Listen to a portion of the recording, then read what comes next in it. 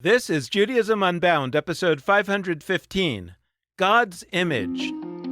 Welcome back, everyone. I'm Dan Liebenson. And I'm Lex Rofberg. And today we're exploring a deep philosophical question and a practical question. What does it mean, or what should it mean, to see human beings as created in the image of God? Our guest today is Tomer Persico, who's written a book entitled In God's Image, How Western Civilization Was Shaped by a Revolutionary Idea. We've encountered the idea of the image of God in past conversations on Judaism Unbound, including episode 100 with Yitz Greenberg, who puts this idea at the center of his approach to Jewish theology and practice. So we're excited to dive back in and ask what the idea of the image of God really means, why it might be important to us, and whether it has a shadow side. But before we dive in, Lex, can you share this week's Judaism Unbouncements? Yes, I can, absolutely. The main Judaism Unbouncement for this week is that we have 3-week mini courses in the Yeshiva coming up. Our Digital Center for Jewish Learning and Unlearning has new classes that you can take. Learn more at judaismunbound.com/classes. There's 4 options. One is called Brit Milah Unbound, Exploring Circumcision. That's with Annie Prusky. We've got Queering Kedusha. That's Holiness Through Jewish Craftways with Ali Schwartz. Jonah Gelfand is teaching Hasidism and Neo-Hasidism, Mystical Revival in Modern Times. And Margot Valles is teaching the Torah of Kink, Jewish Text through the lens of BDSM. All of these options at judaismunbound.com/classes. Financial aid is available as always. We hope that you will consider these and also stay tuned for future classes in the Yeshiva. Dan, back to you. Thanks, Lex. Now, here's a bit more about our guest today, Tomer Persico. Tomer Persico is a research fellow at the Shalom Hartman Institute, chief editor of the Challenges of Democracy book series for the Rubinstein Center at Reichman University, and a senior research scholar at the UC Berkeley Center for Middle Eastern Studies. Tomer Persico was the Koret Visiting Assistant Professor at the UC Berkeley Institute for Jewish Law and Israel Studies for 3 years, and he has taught for 8 years at Tel Aviv University. Tomer Persico's fields of expertise include cultural history, modern Jewish identity, contemporary spirituality, and Jewish fundamentalism. His books include The Jewish Meditative Tradition, Liberalism, Its Roots, Values, and Crises, and the book on the subject of today's episode, In God's Image, How Western Civilization Was Shaped by a Revolutionary Idea. Tomer Persico lives in Jerusalem, where he's an activist for freedom of religion in Israel, and is frequently interviewed by local and international media, and has written many articles for newspapers including Haaretz and The Washington Post. Tomer Persico, welcome to Judaism Unbound. It's so great to have you. Fantastic to be here. Thank you. While this conversation with you isn't part of a specific series of episodes that we're doing on big Jewish ideas, maybe it will become that over time, that we'll collect it, because I was excited to start to explore what are some of the big ideas that make Judaism interesting and worthwhile. And starting with the image of God makes sense. So I was hoping that you could just start, for folks who have never heard of this idea, when we're talking about people being created in the image of God, what are we really talking about? Where does that come from? And what is the revolution of that idea that you talk about in the subtitle of your book?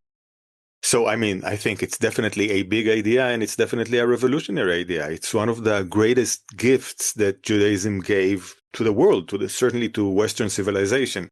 I will say up front, we have to understand, we have to know, the idea itself was not an invention of Judaism. We have texts like from ancient Egypt or the Epic of Gilgamesh from Assyria, Babylonia, that mention created in the image of God.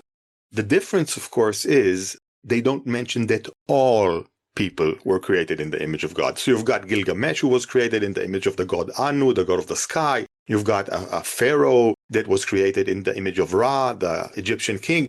And being created in the image of God, of course, gives you great boons. You have either legitimacy to reign, to rule. You're a king, right? If I come to that pharaoh, he's called Akhnotep III. I come to Akhnotep III and I ask him, look, why are you pharaoh and I'm not pharaoh? And he will say, well, it's pretty obvious. It's written right here that I was created in the image of Ra and you were not. Gilgamesh being a great hero, going on adventures and escapades, etc. So he has great strength and bravery, etc., etc., etc. What we have in Genesis, we have a proclamation, really, that all persons, all people, all humans were created in the image of God. And in a certain way, it gives them not only equality, it gives them also whatever was given to Gilgamesh or to the Egyptian pharaoh. Also, it gives them a power to command, a power to rule. And we know that God, immediately after he creates men and women in the image of God, he tells them, rule the earth, command the animals, command the birds of the sky and the fish in the sea, etc. So there is a power to rule over whoever was not created in the image of God. And it gives them significance, just as we tell over and over again myths and epics of heroes, and we tell the epic of Gilgamesh. Now the whole of humanity has a story worth telling. The whole of human history is a myth that is worth being told, it's worth being learned, it's worth being retold over and over again, because everybody was created in the image of God. It's an unbelievably revolutionary idea. And again, I'll emphasize, it's not only equality. Of course, the image of God for all people gives us equality, but it also gives us significance, and it also gives us a uniqueness, or it gives every single person a meaning of their own. So I'm curious if we could just get a capsule summary from you of how you think that that idea has traveled through history. Because I think about this a lot in terms of Jewish ideas, or let's say proto-Jewish ideas, meaning ideas from the Bible, that for the most part, I think that those ideas were written, the Bible was written, when the Jews were pretty weak, pretty unloved.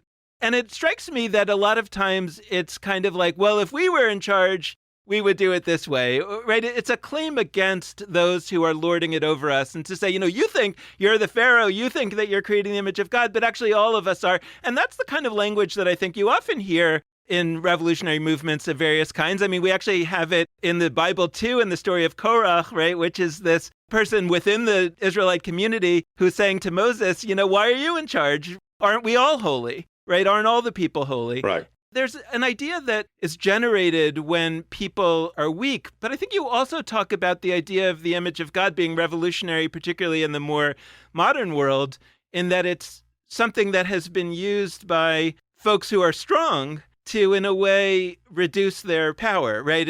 To say that we are called to give up what we might have the power to do. And I'm curious how that traveled through history to result in that. I mean, one of the questions I wanted to answer for myself when writing the book is, how do the privileged give up their privileges? How do the powerful give up some of their power? Many times there's this thought that only by antagonist power, only by taking by force what you deserve, your rights, etc., can you thrust away from the powerful your own share in power. But actually, history proves again and again, at least Western civilization, that the powerful give up their power. And what I set out to do in this book is show how this happens through the idea of the image of God, through this idea that encourages and in fact demands of the powerful a share in power, a more egalitarian stance towards humans, qua humans. I mean, just by being human, you deserve rights, you deserve dignity, you deserve equality. I try to show that these ideas, of course, stem not only from the image of God, but I would say that the idea that all people were created in the image of God is a seminal idea in the development of what we consider today ideals of equality, liberalism, liberty, rights discourse. But if going to the beginning of your question, yes, the Jewish tradition was always a sort of rebellious antagonist towards the bigger powers. We were always small. We were always, right, the minority.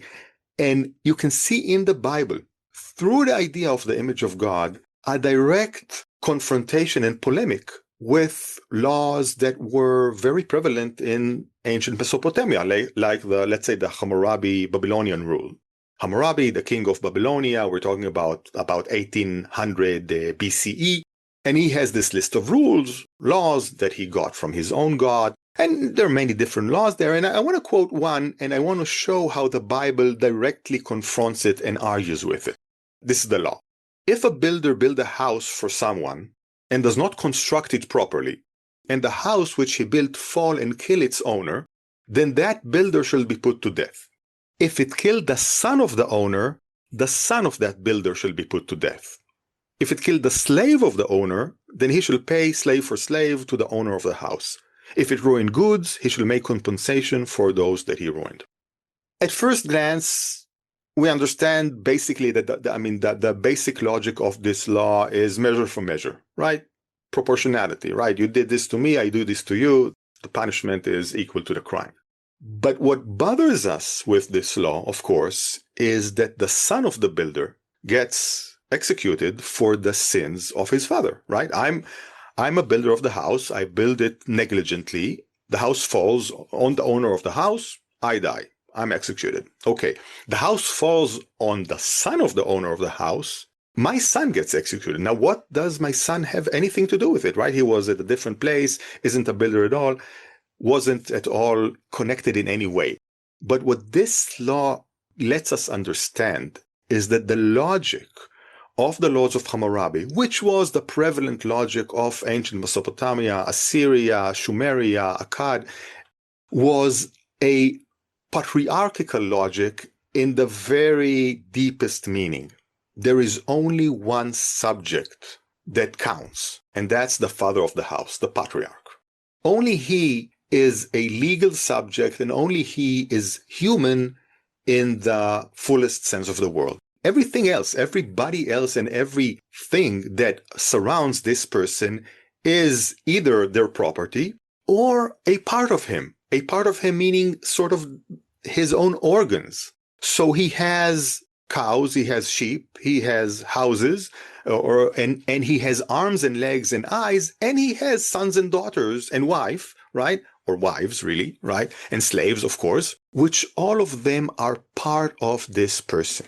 And so if I kill your son and you're another patriarch, of course, my son gets killed, even as were I to cut off your hand, my hand would be cut off.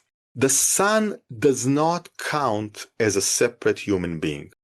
The son is simply not an individual. And of course, I could have brought tens of clauses from Hammurabi's laws about women not being subjects. Of course, I mean, we can easily imagine how that is, but this is not a misogynistic code of laws per se. It's simply a patriarchal code of law that understands everyone except the father of the house as not a real person, as an appendage of the patriarch. What does the Bible do? The Bible directly confronts this and argues with this. And I want to read you two laws from the Bible. In Deuteronomy, parents shall not be put to death for children, nor children be put to death for parents. A person shall be put to death only for his own crime. Deuteronomy is saying to Babylonia, to Assyria, to all ancient Mesopotamia, no, everybody counts. I want to read another verse from the Bible, from Genesis 9:6. Whoever sheds the blood of man, by man shall his blood be shed, for in his image did God make man. Whoever sheds the blood of man, by man shall his blood be shed, not anybody else's. If you kill someone by accident or by purpose, your blood, you are the one who was punished. And why? For in his image did God make man. Because everybody counts, because every single human is created in the image of God. We are all therefore subjects. Or this also as an example of my main premise in the book, in which ideas change the way we think and change the laws that we legislate. In every generation, the idea that people were created in the image of God influences the laws that are legislated. And so, given enough time, and of course, conditions and material conditions and social conditions, we have rights discourse, we have liberalism, we have autonomy and freedom of religion, etc., etc. I grew up, and on a prominent wall at my summer camp were the two words, B'Tselem Elohim, in the image of God. It was one of my camp's 4 core values. I did vibe very much with that phrase and the idea that it leads to a notion that I take very seriously of all human beings being equal.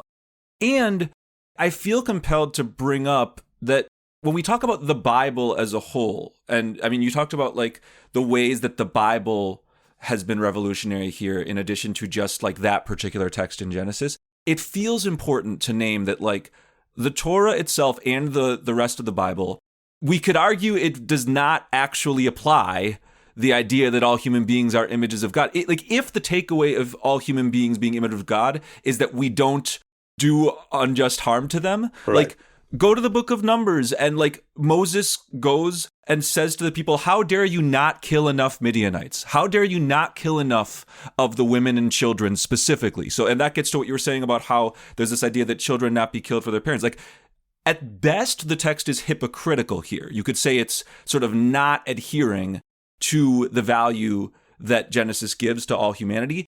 But over time, I've come to think like maybe it's not hypocritical. Like I don't know that this text really, like, yes, it's in the beginning of Genesis.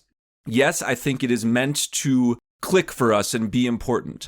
I wish I could say with full sincerity that it feels like anybody reading this story would obviously and completely come to the conclusion all human beings across difference have value and therefore should not be harmed. But like, I don't know that what you said about human beings not being property is an automatic takeaway.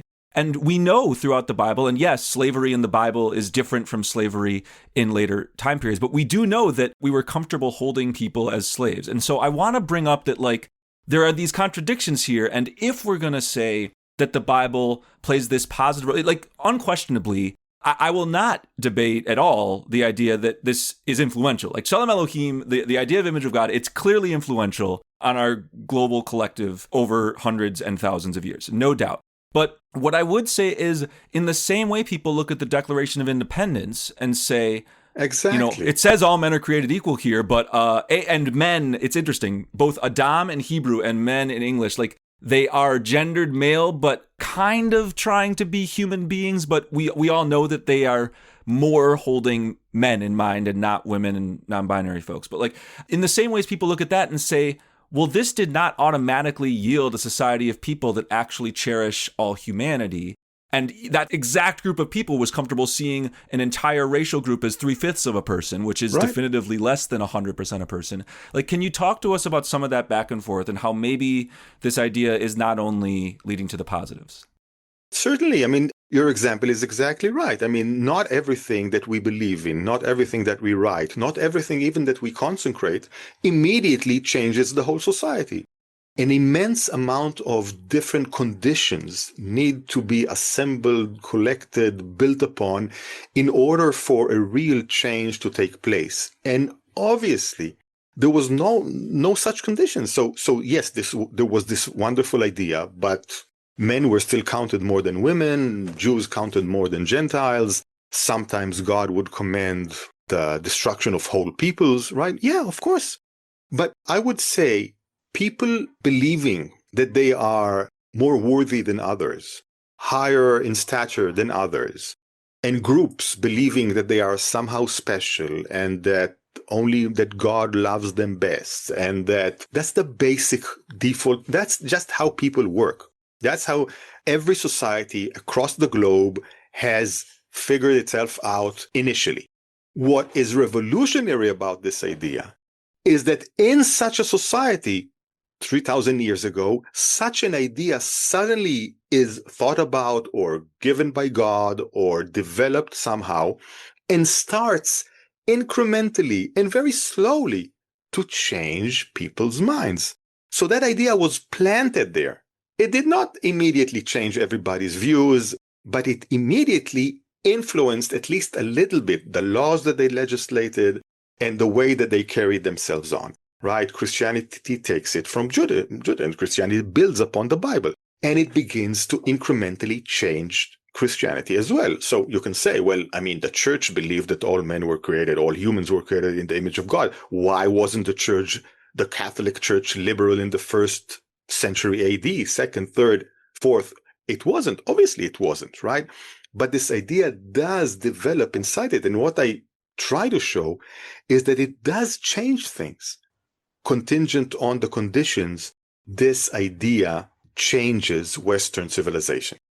What I'm not arguing in the book is that if you plant the idea that all people were created in the image of God in a certain civilization, 3,000 years later, you'll get the liberal order. I'm not saying this.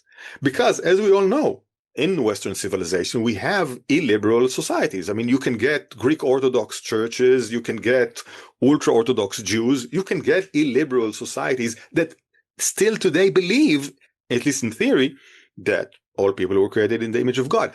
So I'm not saying it's a sufficient condition, but I will say it's a necessary condition.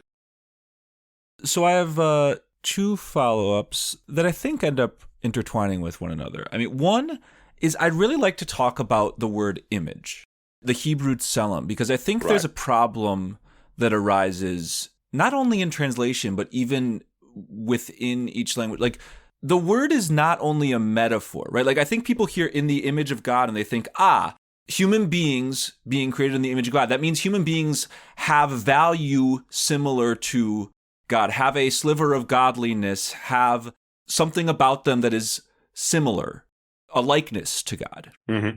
It also means like an image, like a JPEG. Sometimes I want us to translate this as in the JPEG of God, like the file type. I think that would help us understand it did actually have a physicality to it.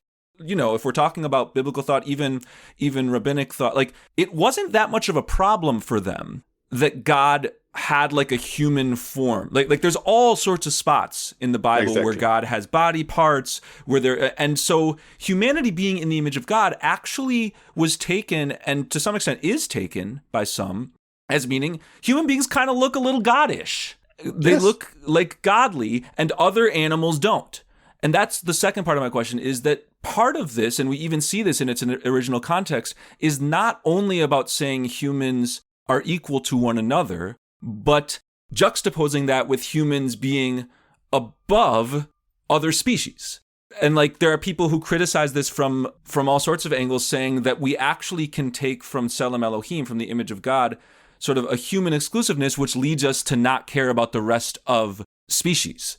And so that, like, I want to bring that into the conversation, which has been voiced by many others. That's not my original thought. But I also really want to hold that JPEG thing, because I'd love to hear a little more from you. Like, truly, what does this phrase mean? Like, feels like we need to break it down, because it's not just sort of a flowery, we are similar to God. It is in the image of God, which is even in the Hebrew. What does it mean to be in the image in English? I think we could have a long conversation about that. Like, what's the difference between a photo that is an image and the three-dimensional embodiment of a human that you encounter? Like, that's, on some level, you could say it's a slap. Like, if I said to someone, you're an image of X, you could take that as a not good thing. Like, you are a photograph versus a three-dimensional thing. So can you talk to us a little bit about just sort of what the term is getting at in Hebrew and then in its later iterations in other languages? Yeah, I mean, that's an excellent question. We hadn't talked at all about what does this actually mean? What does it mean that I'm made in the image of God? And indeed, I think, as you said, in the Bible, and even for our sages, for Chazal in the Talmud, the image of God simply means looking like God, having the form of God, the contours of God. By the way, even in Genesis, it says, Na'aseh Adam b'tzelmenu kedmutenu. It repeats the meaning twice with two different words, tselem and dmut. We will make a man in our image and likeness. How is he like us? Yes, for the Bible, it's simply a physical form. The Bible in no way, in no place says that God does not have a form, does not even say that you can't see God. It says that it's dangerous to see God. You can die if you see God, but it's not impossible. And indeed, in the Bible, quite a few times, we have people seeing God, Moses, other prophets, etc. So it's possible. And indeed, we see this also in the Talmud. We can understand it from certain decrees of the sages, like, say, the commandment on Jews to take down a hanged person as soon as possible.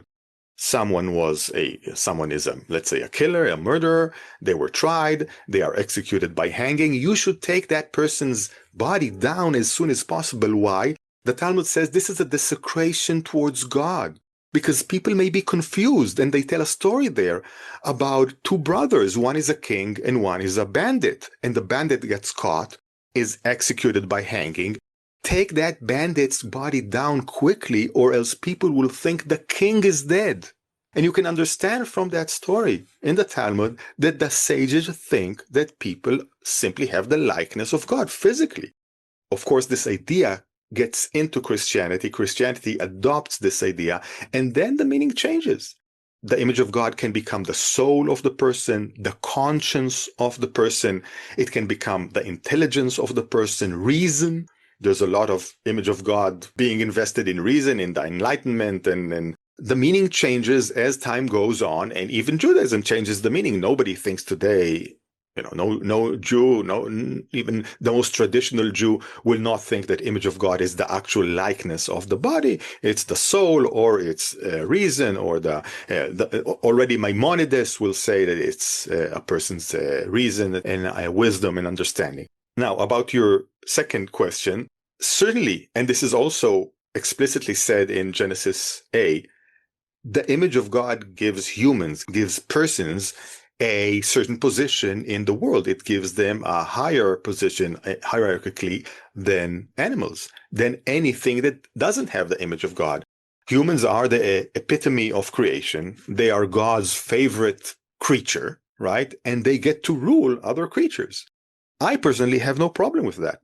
I think that humans are indeed better and more worthy than other creatures. We are smarter, we have self-consciousness, we understand ourselves in a much, much deeper way. But that doesn't mean, of course, that we shouldn't be kind to other living beings in the world. I myself am vegetarian. I'm against, the whole meat industry. I think it's terrible. But I'm not doing this because I think animals are my equal. I think rights should be reserved for sentient, subjective, reasonable, from the word reason, beings.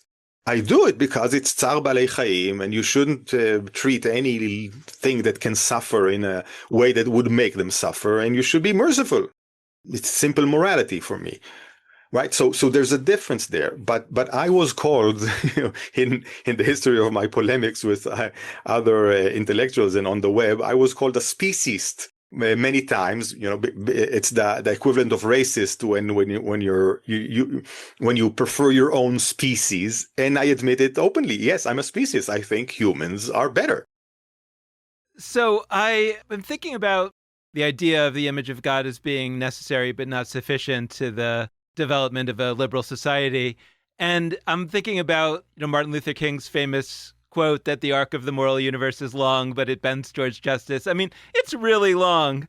I think that that's something for us to really contend with. It's like, on the one hand, we can be proud that this necessary but not sufficient idea was birthed within the Jewish canon.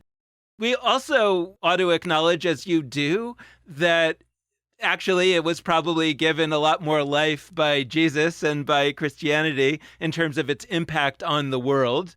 And we also, I think, have to admit that I don't know how well we're doing these days in terms of the image of God in many Western societies. The question for me is, I'm put in the mind of the famous Haftorah that we read on Yom Kippur, right, where Isaiah is saying, in the name of God, is this the fast that I desire? I'm not asking for you to oppress your bodies. I'm asking you to loosen people's bonds and to care for the needy, et cetera, et cetera. And so there's this kind of prophetic tradition that says we're going to take our values and we're going to make demands of those who are in charge and say, hey, you're not living up to it, or better yet, we're not living up to it, right? Our society is actually not so great. And that's actually part of the tradition as well, right? And so Exactly. I'm curious how you think about this in your work. I mean, to, on the one hand, lift up the idea and the revolutionary idea of the image of God, and at the same time to say, what do we do in a time like ours where it doesn't seem to be working all that well? Yeah, I mean, I would say, first of all, that I think we a little bit take for granted the social institutions that are indebted to the idea of the image of God, and that are, that are still working pretty well, and that we enjoy them very much. I mean, most of history, in most places, for most people, it was a lot worse. So, I mean, the fact that we take as evident the fact that we have rights and that we have autonomy and that we can speak our mind, that we can believe whatever we want. And this is still true, right? I mean, the liberal order is in crisis. There's no doubt about it all over the world. But we still have the basic freedoms that we have learned to enjoy for the last 150 years. Then again, of course, yes, I would be hopeful and I would prefer that we would take much more seriously the fact that all people were created in the image of God. Obviously, with that idea out there, many people choose to ignore it or choose even to ignore its secular equivalent, which is that's a secular translation of the image of God, which is that all humans are born with inherent rights and dignity, right? That would be the formulation that the United Nations basically has in its proclamation to all people about rights. And yes, this isn't taken seriously enough, but I see it as an ongoing struggle. I mean, again, the very fact that there is such an idea doesn't mean that everybody adheres to it, and doesn't even mean that people who believe it take it seriously. It's an ongoing struggle, and it has been an ongoing struggle for the last 3,000 years. When I look at the crisis of liberalism right now, I have to say I'm not pessimistic. These ideas, the idea of equality, the ideas of rights, of freedoms, struggled against much tougher foes. Remember that we had to break through absolutist monarchy, a king who could just throw you into the Bastille or to any jail without due process. We had to break through a church that was despotic and dogmatic and could burn people at the stake. And we managed, we humanity, managed to convince enough people that yes, it is better and it is right to live in a society in which we hold as evident that everybody has rights and that we are equal and that we build our social institutions according to those precepts. We are in a crisis right now, no doubt about it, in the States, in Israel, in different parts of the world. But I actually think that we still have such a good base to carry this struggle from. We are all, basically Westerners are convinced that they are autonomous, equal beings that are worthy of dignity and certain freedoms. And that's a lot. I would love to have the sense that you have that people do operate with that presumption. I understand what you mean, that the notion of all human beings having inherent rights, that has become that is for sure operating in our society. I don't know that it matters. It does matter, but the implication that I would take from that is when people disregard certain sectors of humanity, which I think we all agree people do perpetually, all the time. Nation states do it, communities do it. We're none of us is actually embodying the precept that all humanity has those rights, because so many people are deprived of rights in our society and others.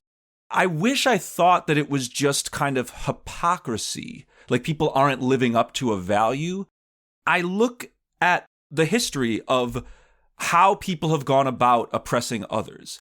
And I think that, again, not to continue on the same point, but there is a built-in loophole to classifying humanity as in the image of God and everybody else, which is that if you can mark some groups as not precisely human, if you can take folks that are humanity and see them as not human, and you can do that actively, you can do that directly, or you can do it passively. I think it tends to operate more often passively. But if people can inhabit a category that is animal, this is why there's histories racially of calling people various kinds of animals.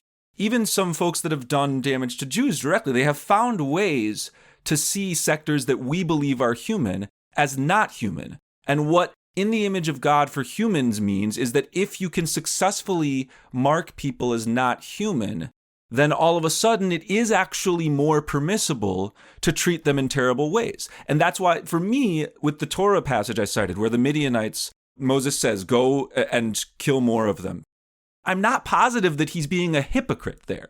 it may be that he's actually inhabiting an understanding that was from its start meant to operate where certain people sort of get to be people, like persons, and others don't. And the pushback of that would be like, no, like that's kind of nationalism or tribalism. That's obviously, if any of us said, for me, I live in Rhode Island. Rhode Islanders are in the image of God. Like it would be bad because there are people that are sort of on the press, like in my own community. Well, am I a Rhode Islander? I wasn't born here, so I could be marked as not a Rhode Islander and then oppressed by the state. Or on the other hand, it could be people who were born here but moved elsewhere. Like there's all these liminal folks, and people have been able to convince the world that certain folks are on the liminal precipice between human and not, and then oppress them. So I guess, like, am I wrong to articulate that, or am I overstating the ways in which that's built in from the get-go? No, not at all. Not at all. You're spot on. This is exactly the polemic that was held time and time again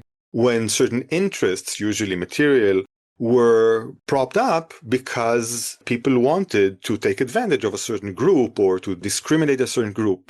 I'll tell you something. I wrote about this in the book, that the rights discourse began to develop in the 13th century. And even the Pope was one of its early articulators. I'm talking about Pope Innocent IV in the 13th century. And so a certain type of understanding that all humans have certain rights, meaning things that government or church cannot take away from them, that the king cannot interfere with because that's their God-given right, because they are created in the image of God. That began to develop in those years. But what happens in the late 15th century, early 16th century? What happens is that the Europeans discover a whole new world. And lo and behold, you have a lot of people there that don't believe in Christianity and have a lot of gold. What do you do with them? This incipient, early developing rights discourse immediately crushes into enormous economic interests of the kingdoms of Europe and enormous interests also of the church to take advantage of these people, right? Bishops, cardinals that say, wait, we have just agreed. Haven't we just agreed that all humans are created in the image of God, and that means that they have their own right, for example, to property? You can't simply take these people's gold. It's theirs. And other people who said, no, really, actually, when you look closely, you can see that these are not humans. Therefore, we can, with a straight heart and an easy conscience, exploit them, kill them, rob them, colonize them.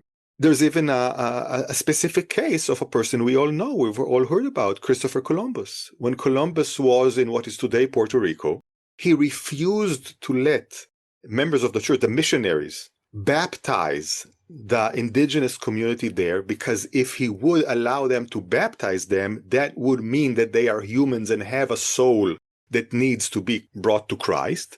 And if they are human, he can't rob them. So he forbade the missionaries from baptizing the indigenous population of what is today Puerto Rico in order for him to be able to basically do to them whatever he wanted. So what you're saying is really spot on. These are the arguments that were made the minute that the idea that all humans were created in the image of God took hold. Because if we believe this idea, we are beholden not to exploit other humans. So you need these excuses, of course. This is the ongoing struggle. We are always in this argument, in this struggle to uphold these ideals that we believe in, that if we're really serious about all humans are created in the image of God, or that all humans have inherent rights and dignity, we need to live by that idea. And there's always going to be hypocrisy, and there's always going to be people who will say, these are not actually humans, they're subhumans, etc. We know this from our own history, right? So we've talked about the intellectual history of this idea, and I'm wondering about two things with regard to its application in the modern world. One of the things that I've really struggled with in terms of the image of God idea is if there was an enemy, call it a terrorist or whatever you want to call it, an enemy that was in the basement of an apartment building in Israel or in America, right? Our country would not drop a bomb from an airplane on that building to kill that terrorist, that think of the worst enemy you can. We would never drop a bomb on an apartment building with people in it because I think that we have a sense that these are our people. I guess I'm not sure if the reason is because we think that they're in the image of God and the others aren't, but clearly it's because these are our people. But if it's their people, those countries will do it. Yeah. And I'm wondering if that is fundamentally kind of a sense that we still have. I mean, the hardest element of the image of God idea is to apply it to your enemy. It's hard to apply it within your own society in lots of ways, but it's hardest to apply it to your enemy. And is that kind of a challenge that has always been in your mind, that we still kind of aren't there yet?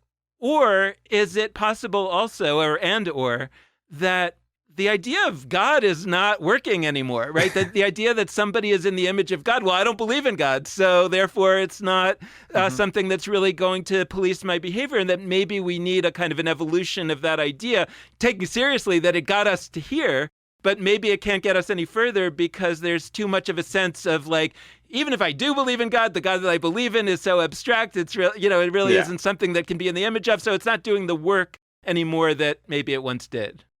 Yeah. I think there are a few questions here, right? First, about war. There are laws of war that were developed out of rights discourse and out of politics, obviously, and international geopolitics and interests of different countries and empires, etc. And these laws today, the Geneva Convention, among others, state clearly that, of course, armies are not allowed to harm civilians or, bystanders in a war. So here you have already the adoption or the internalization of the understanding that if there's a civilian, a simple human being that is not engaged in fighting, you are not allowed to harm them. And if you do, that's an act of war crime. You were giving a specific example about an instance where a harm to innocent civilians is almost unavoidable if you want to carry out a certain operation that is important or meaningful for your war efforts, etc. Right? But I want to say that these ideals are already integrated into what today we call the rules of war.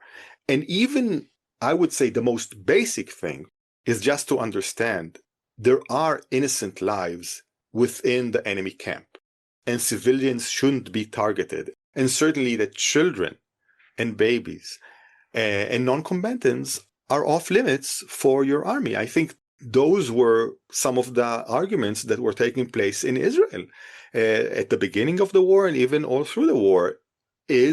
Are there innocent Gazans that we are not allowed to harm? And I was certainly in the camp that said, of course there are. Most of Gazans are simply innocent people that happen to live under Hamas rule. And that's one part of the answer. The other part is the place of God.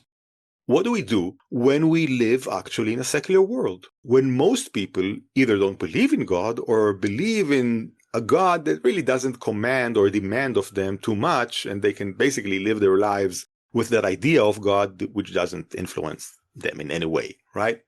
Now, ironically, what I show in my book is that even secularism was a product of the idea that all people were created in the image of God, because this idea enhances and empowers the individual, empowers the autonomy of the individual, and through a history of ideas, what happens is that the more the individual is empowered, the more they cherish and consecrate their own autonomy, to the point that the existence of God is a threat to their autonomy and to what they consider their image of God. So in an ironic way, the more we emphasize the worth and the meaningfulness of the individual, at a certain point, that individual will say, anything that is above me, that limits me in any way, is an affront to my dignity / image of God. And I am going to reject the existence of God in order for me to keep my dignity and really my self-worth, which used to be my image of God, which is a secular translation of my image of God. Even the secularization process is motivated by a certain faithfulness or a certain development of an idea. It's not simply because the scientific revolution discovered that there were dinosaurs, or that there was evolution, or that really when we go in a spaceship outside of Earth, there's no God there, there's just a lot of stars. That's not what brought secularism and atheism along. What brought them along is the idea that actually my autonomy and my self-worth is threatened by a higher being. But given that we are in a secular world and that the process of secularization took hold and was pretty successful, at least in the West, what do we do now when the language of rights and the language of the liberal order and autonomy and freedom that we have developed out of the idea of the image of God, but today we don't believe in a God and certainly not in his image? I'm not sure of the answer. First of all, I hope so. I mean, I'm a religious person, but I hope that we can, continue maintaining the liberal order and rights discourse, etc., even though many people don't believe in a God or in an image of God in any sufficient way. And I don't think that the answer has to be no. I mean, there are philosophers, there are thinkers that think, Western society is pretty much dead because we lost the very thing that made us who we are. I'm not going to jump into those two conclusions. And I do think that what we have today, which is the idea of human dignity and rights and autonomy, I see myself as a full subjective being that has its own depth and dimensions that should be held sacred or protected in many ways. And because I think of myself, so I think also of others that way. I'll give you an example of an agreement we all have of a social institution that has no base at all in reality, that works perfectly well, and that is money. We all agree that certain coins and certain papers and certain bytes in someone's hard disk are worth real things, that you can actually do things with them, buy houses and cars, and it works simply by our mutual agreement. So I'm not going to eulogize the idea of human rights and dignity simply because many people don't believe in God. I think that idea still has a lot of strength, and I think it might continue to have that strength. Well, I want to just go back to my question about war, because I think it's really important. Of course, there are laws of war that allow us to do more against our enemies than we would do domestically against criminals, let's say. But the question is, how far does that go? And to my mind, if we really, really believed that our enemies or another society were created in the image of God, if we really, really believed that to kill one of them is to destroy an entire universe, the way that the Talmud talks about, we would not do a lot of the things that we do. My question is, what do we do in that reality? I think about, the name of the organization, one of the organizations that is focused on human rights in Israel is called B'Tselem, in the image. Right? For this reason. But the question is kind of like, I don't think a lot of these organizations are succeeding. They're not succeeding at all. But how could it be better? It certainly could be better. And I mean, if we agree that we're not pacifists, we agree that we need some sort of self-defense. I'm not going to argue with you that this war was horrendous and that many things were done that shouldn't have been done. I've lived through this in Israel for the last 2 years. I've had countless arguments with different peoples. I've written countless op-eds in the press trying to convince people that things that we are doing should not be done, etc. It's really up to the people who cherish human life, who as the image of God, who respect that, to try to convince the others that there are things that should not be done. These laws of war come up through discussions of people who cared enough to legislate what can and what must and must not be done in war. And yes, they don't exhaust our moral opportunities and our moral duties. Yes, we need to always be sensitive and be on guard and try to act in the best human and moral way. It doesn't always come out that way. And I think Israel has failed over the last war in quite a few measures in doing that. And we are going to have some sort of reckoning. And if you are, and to answer the question, at least one answer to the question, what do we do now, is tshuva. we repent and we ask for forgiveness for our sins and we try to do better next time. So as a closing question, before this episode started, I was looking at your bookshelf, which we can see in the Zoom that we're in, and I commented that the most visible book that's sort of facing towards the front is Judaism as a Civilization by Mordechai Kaplan. And I actually think that Mordechai Kaplan, he relates to the last question I want to ask. So he's well known for many things, mid-20th century, I don't know, Jewish philosopher, thinker. And one of them is his struggles with the idea of chosenness, with the idea of sort of Jewish exceptionalism. Yeah. And at the same time, he was a Jewish nationalist in certain senses and supported some visions of Zionism. And I bring that up because I think there's a tension that comes up, not just with the story of this idea, the story of In the Image of God, but with a lot of Jewish scholarship and to some extent Jewish studies scholarship that is looking for sort of a Jewish origin to Western civilization, or looking to the Torah or the Bible for like, here's what led to everything else. And there's a bunch of reasons for that. Some is just sort of logic. This is the book that has, I don't know, it's the highest bestseller in human history. Yeah. So it does in fact make sense to explore what's in it and how it might have planted the seed for various ideas. I'm not denying that. There's also a history, though, of Jews, especially in the 20th century, having a very defensive posture because they're living in a world of a lot of anti-Semitism and wanting to say, look, we're like you. We're Western. We're the sort of seed that led to Christianity, which, by the way, it's predominating right now. We've planted the seed for certain things like nationalism. Like there's this posture that, I'll be honest, I am glad other scholars have come along and tried to sort of push back on that.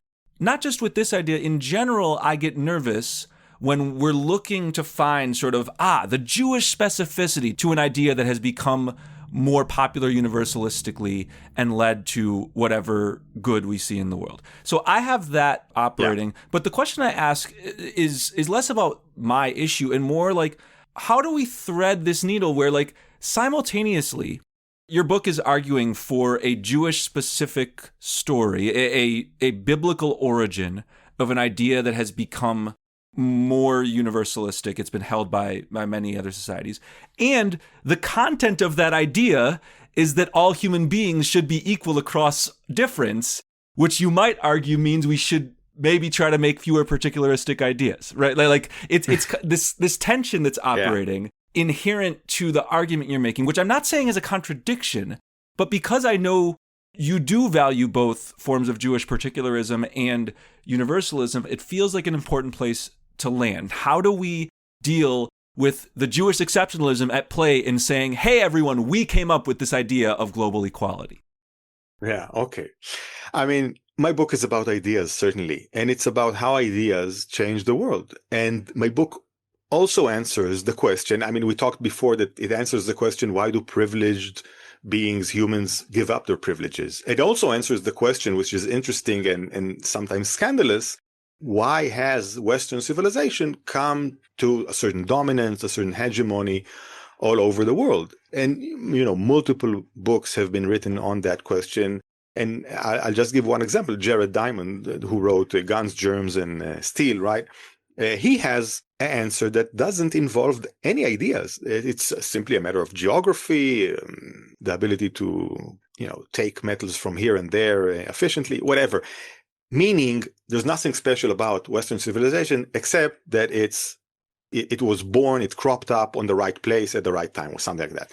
I completely deny that idea. I suggest a completely different thesis, which is there is something special about Western civilization. Even before I'm talking about Judaism, I'm talking about a civilization that has certain basic, very unique ideas at its base. I'm not saying there's nothing special about Buddhist civilization. Personally, I love India, and I've been more than 2 years of my life in India, and I love the Hinduism and Buddhism for different reasons. But there is something special about the Western civilization. And what I try to show is that this idea that is planted as a seed at the beginning of Western civilization, as one of its beginnings, because of course Athens and Rome and, there are many beginnings of Western civilization, but also this had this amazing influence and led to what we can say is a certain Jewish Christian tradition, which I think does exist. This tradition that began with Judaism and that carried on to Christianity and to the modern world, to the modern secular world.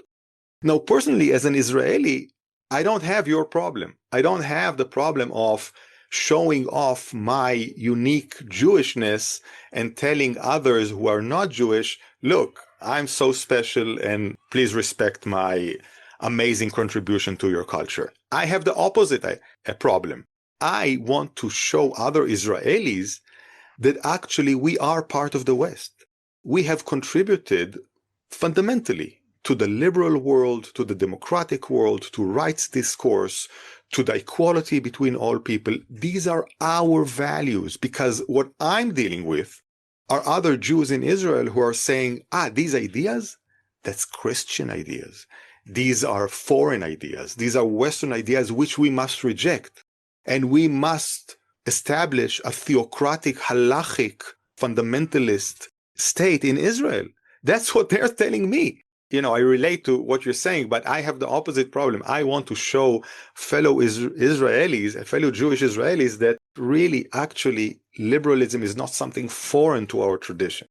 But I will say, of course, that even if we are talking about a specific contribution of Judaism to Western civilization, it doesn't mean that Judaism is in any way better, or the Jews are essentially other or better than others. This is just an idea. It's a cultural contribution. But of course, it doesn't mean that Jews, it's not racist in the way that I think that this idea suggests in any way. The Jews are in any essential way better than others. It just means at a certain point, at a certain place, specifically, yes, it happens with the Jewish tribes or the ancient Hebrew tribes that walked around in ancient Israel. An amazing idea cropped up or was given by God. Depends on, I think it's actually more of a wonder if God didn't give this idea to people, that they just thought about it, but whatever, right? And yes, that this idea contributed and even shaped a lot of what we today call Western civilization. I think it's, the real question is not to say this, but to show in a sufficiently robust, rigorous, and academic way that this actually is, a thesis that should be taken seriously. And that's what I try to do in the book. Thank you so much, Tomer Persico, for joining us. Thank you. Thank you very much. I really enjoyed it. And thanks so much to all of you out there for listening. We hope you've enjoyed this conversation, and we hope that you'll tune in again in the future. As we close out this episode, a couple reminders. First, it is the end of the year, and so we're deeply grateful if you would be interested in setting aside an annual gift or a monthly recurring gift to support our work. You can do so at judaismunbound.com/donate. Even a couple dollars a month makes a huge difference. You can set up a monthly gift or a one-time donation, whatever you feel called towards. Every gift makes a huge difference in helping us continue to unbound this Jewish world of ours. We need lots of work in this coming year and beyond, so your support is greatly appreciated. We also, each time we receive a gift, are just touched by the fact that y'all out there are interested in honoring our work in that way. So whatever you're able to spare, it would make a big difference to us if you head to judaismunbound.com/donate. Also, we have amazing mini courses in the Anya Yeshiva, 3-week learning and unlearning options that you can choose from. Just head to judaismunbound.com/classes to learn more. Financial aid is available, partially because of those generous donations that y'all make. And the classes are specifically on the Torah of Kink. There's a class on Hasidism and Neo-Hasidism. Also a mini course on Brit Milah Unbound, exploring circumcision and alternatives to it. And Queering Kedusha, a class that's looking at holiness through the lens of Jewish craftways. Again, judaismunbound.com/classes to learn more about any of those and sign up. As we close, we also hope that you'll be in touch with us. You can send us a note via Facebook or Instagram. Our handles are @JudaismUnbound. Email us at dan@judaismunbound.com or lex@judaismunbound.com. And also head to our website. You can find our show notes for this episode and all of our others. We hope that this has been a meaningful 2025 for you, whether this is your first Judaism Unbound episode you've listened to, or your 52nd of the year, wherever you are on that spectrum, we're grateful for your listenership. And with that, this has been Judaism Unbound.